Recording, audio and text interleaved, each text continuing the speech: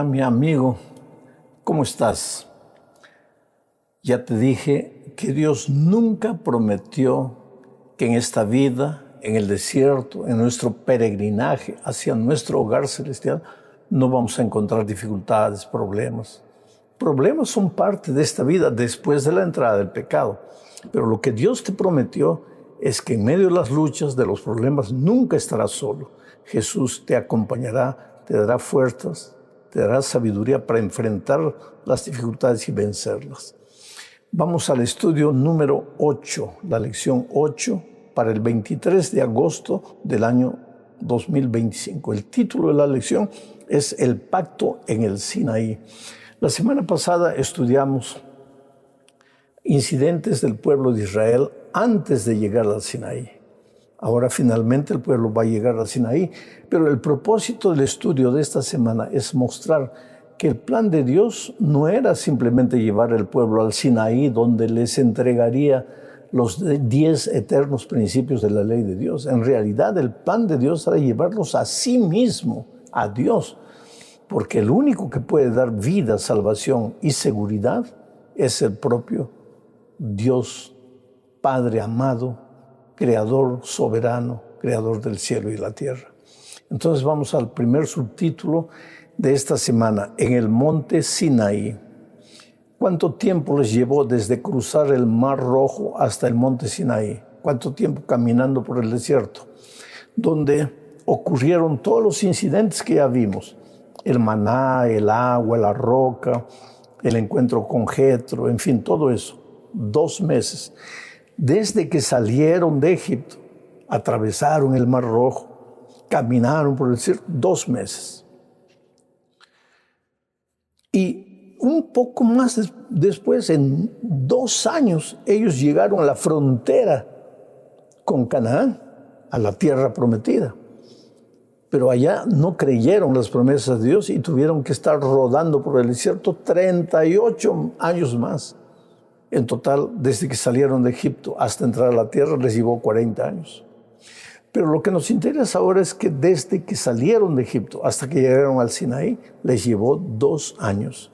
Ahora leo lo que dice Éxodo 19, 4 al 6. Mira, vosotros visteis lo que hice a los egipcios y cómo os tomé sobre alas de águilas y os he traído a mí. Es por eso que te digo que el propósito de Dios no era llevarlos apenas al Sinaí, era llevarlos a Él. Y para llevarlos a Él, ¿qué hizo? Dice, vosotros visteis lo que hice en Egipto, cómo los saqué a ustedes con mano poderosa, cómo los hice atravesar por el Mar Rojo. Ustedes no hicieron nada. El enemigo murió porque yo estaba protegiéndolos a ustedes. Ahora, ¿todo esto para qué? Los cuidé en estos 2 meses en el desierto como una águila cuida a sus hijos. ¿Para qué? Para traerlos a mí. Eso es lo que dice el texto. Pero sigue leyendo. Vosotros visteis lo que hice a los egipcios y cómo os tomé sobre alas de águilas y os he traído a mí. Ahora pues, si diereis oído a mi voz y guardareis mi pacto, vosotros seréis mi especial tesoro sobre todos los pueblos, porque mía es toda la tierra. Y vosotros me seréis un reino de sacerdotes y gente santa. Estas son las palabras que dirás a los hijos de Israel. Cosa extraordinaria, querido. Mira el plan de Dios. El plan de Dios era, sacó a un pueblo que había sido 400 años esclavo, más de 400 años esclavo. Ahora los sacó a la tierra prometida, al desierto, para enseñarles, porque ellos estaban embrutecidos por el pecado, embrutecidos por la esclavitud, embrutecidos por el paganismo contagioso de Egipto. Ellos estaban olvidando de los principios divinos. ¿Qué es lo que hizo Dios? Quiso traerlos así, no al monte Sinaí necesariamente. Así lo hizo con amor, con cariño, como el águila cuida a sus polluelos. ¿Pero para qué? para que ellos llegasen a reflejar el carácter divino. Dice el texto que yo quiero que ustedes sean mis sacerdotes. Sacerdote es aquel que intermedia. O sea, ellos deberían ser luz para la gente de los países que no conocían a Dios. ¿Tú crees que el propósito de Dios para Israel era un propósito egoísta o para que Israel dijese así, yo soy el pueblo de Dios, yo soy la iglesia de Dios, a mí Dios me escogió? Dios muchas veces le dijo a los israelitas, ustedes no eran nada. Yo no los escogí simplemente porque ustedes eran importantes, tenían un nombre. ¿Qué eran ustedes? Nada. Pero yo los llamé, ¿por qué? Por amor. ¿Para qué? Para que ustedes reflejen mi carácter. ¿Y para qué? Para que el mundo todo sepa quién soy yo. Ese mismo mensaje es para nosotros. ¿Tú crees que somos miembros de la iglesia de Dios? ¿Por qué? ¿Para jactarnos en el hecho, soy miembro de la iglesia de Dios? No. Dios nos llamó para que reflejemos su carácter. ¿Y para qué? Para que el mundo conozca, no por nuestra palabra, sino por nuestra vida, quién es Jesucristo.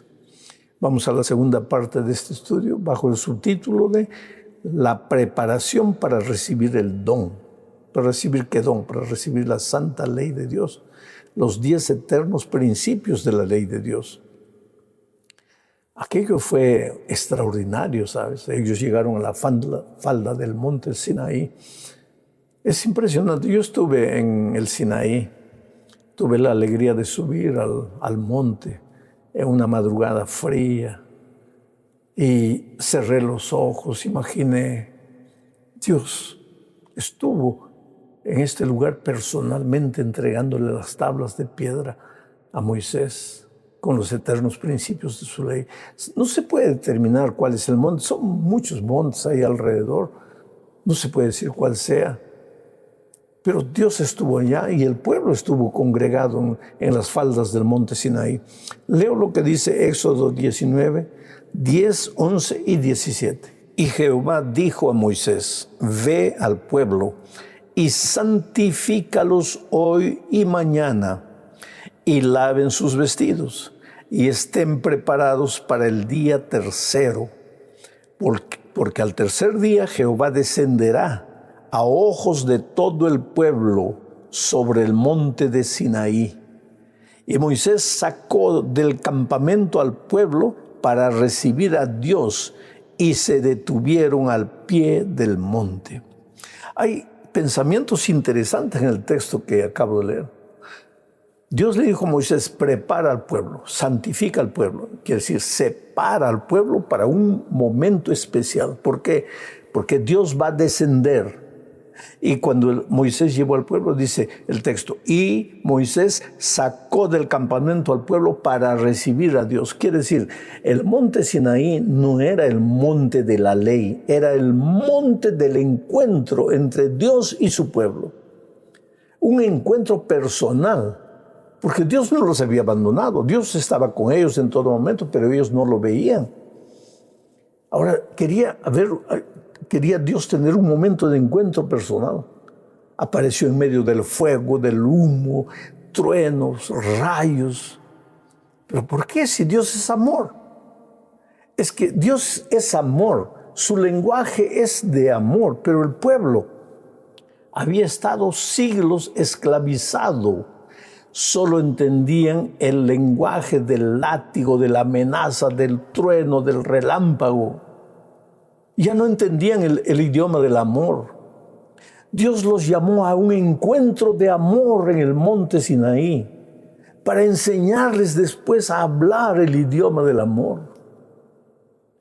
Un día en el monte Sinaí, ya no en el monte Sinaí, en el monte Calvario, ese Dios hecho carne derramaría su vida por el hombre para demostrarle que desde el Sinaí hasta el Calvario Dios siempre quiso tener un encuentro personal de amor con el ser humano. No tengas miedo de Dios. Acércate de Él. Él te ama. Tú eres precioso para Él. Ahora, si eres tan precioso para Él, ¿por qué desperdicias tu vida? ¿Por qué manchas tu vida con la miseria de esta vida, de este mundo? Participa del encuentro con Dios. Ve al encuentro con Dios. Vamos a la tercera parte del estudio bajo el subtítulo de El don del decálogo. Dios entregó al pueblo de Israel, pero no le entregó así, de una manera común, en un cuadro extraordinario donde la naturaleza toda sacudió el monte. Dios escribió con su propio dedo los 10 eternos principios de la ley de Dios. Pero esa ley de Dios no era ley condenatoria, era el resumen del amor de Dios. Leo lo que dice Éxodo 20, 1 al 3. Y habló Dios todas estas palabras diciendo: Yo soy Jehová tu Dios que te saqué de la tierra de Egipto, de casa de servidumbre. No tendrás dioses ajenos delante de mí. Y después sigue todo el decálogo.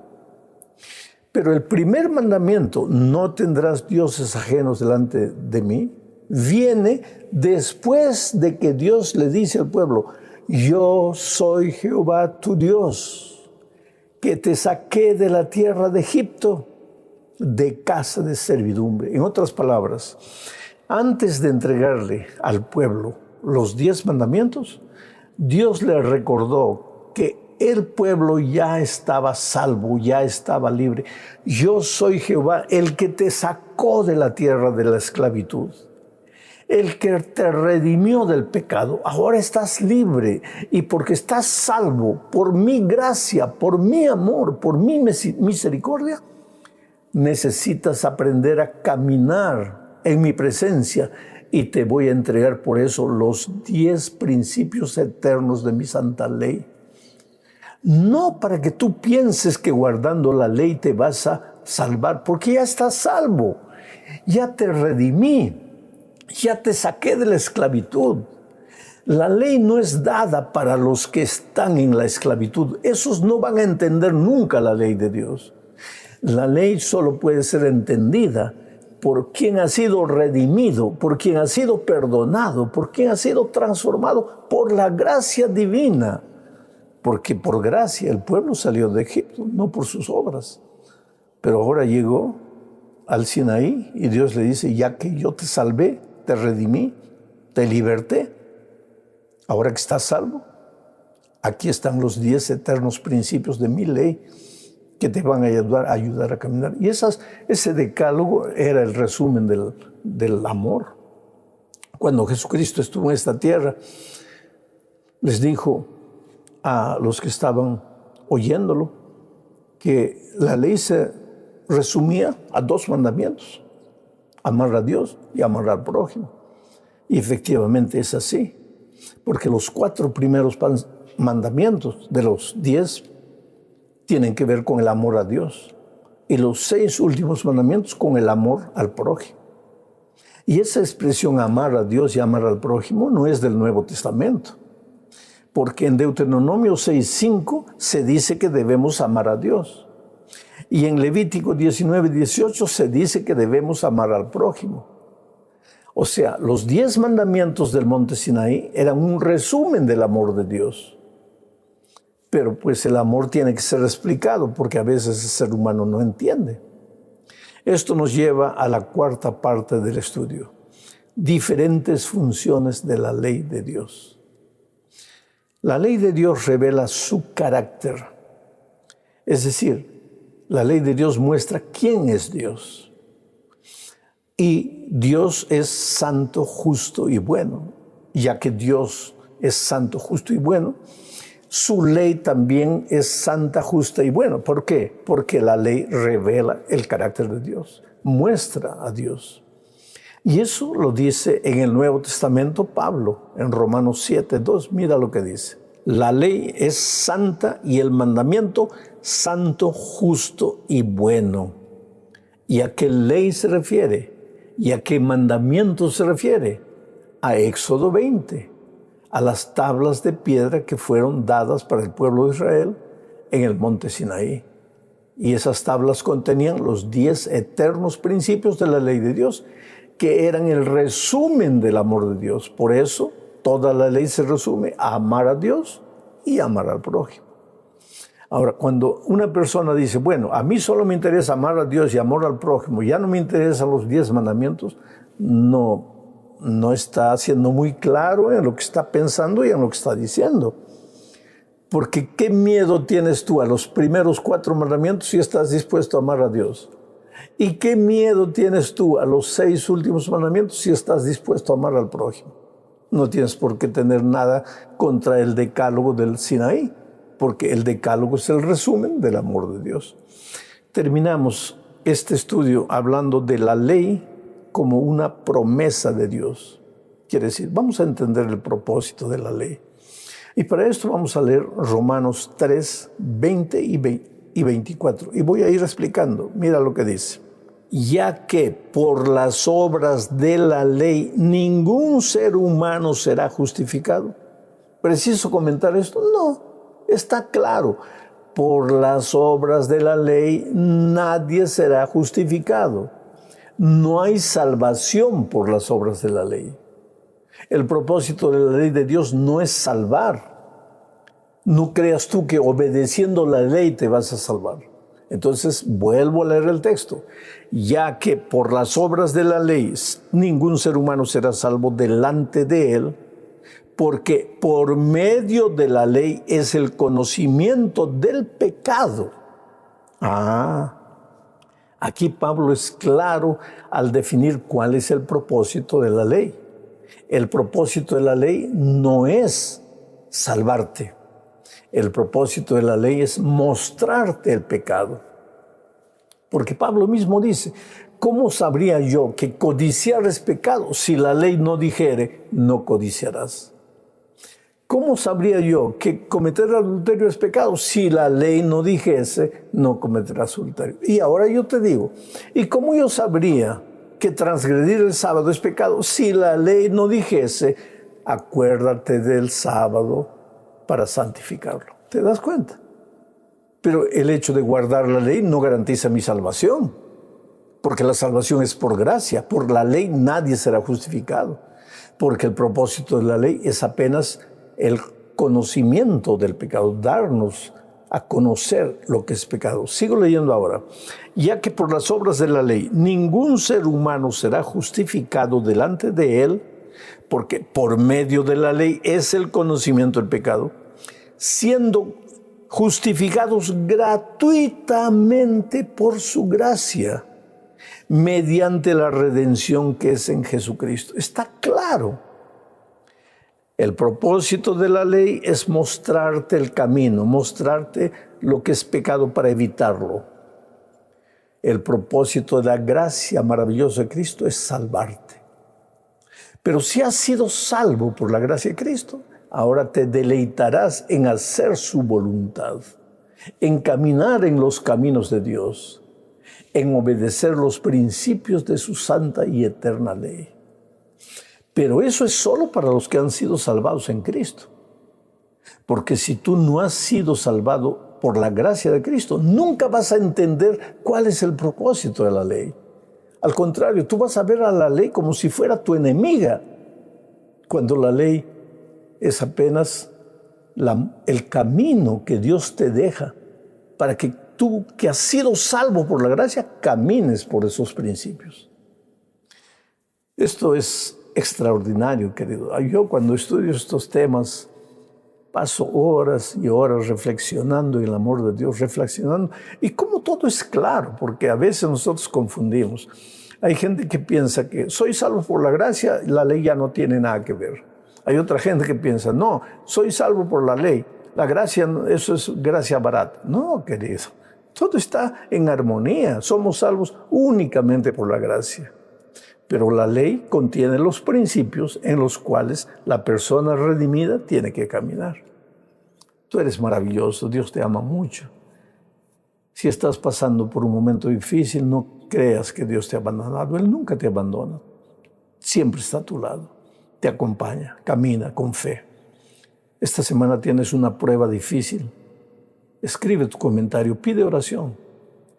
Y a los otros yo les digo, oren por ese hermano, por ese amigo que tiene una prueba difícil. Tu hijo está en la prisión, coloca ahí tu pedido de oración. Vamos a orar todos, yo voy a ser el primero. Tu pedido no queda registrado y perdido por ahí, no, no, no. Todos somos una familia que oramos unos por los otros. Un abrazo. Dios te bendiga ricamente.